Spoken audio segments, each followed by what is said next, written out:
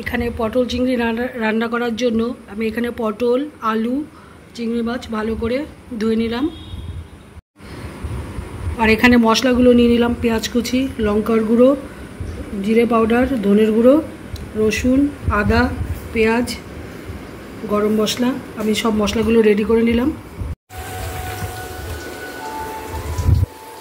আলুটা ভেজে নিলাম, পটলটা লাল লাল করে ভেজে ফেললাম, চিংড়ি মাছটা ভেজে নিলাম। এখানে পেঁয়াজ আদা রসুন পেস্ট করে আর সব মশলাগুলো দিয়ে একসাথে করে একটু জল দিয়ে এগুলো পেস্ট করে নিলাম। এবার একে একে পেঁয়াজ,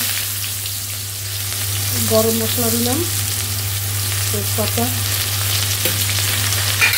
সব কিছু দিয়ে ভেজে নেব।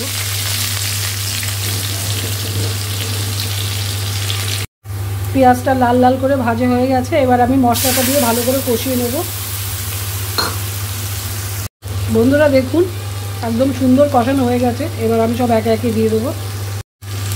এই যে আমি দিয়ে দিলাম। এবার সব সুন্দর করে আবার ভালো করে কষিয়ে গরম জল দিয়ে দেবো। তারপরে এবার জল দিয়ে দিচ্ছি, গরম জল। আবার খানিকক্ষণ ফুটিয়ে পরে আমি নামিয়ে নেবো, একটু পরে ঘি দেবো।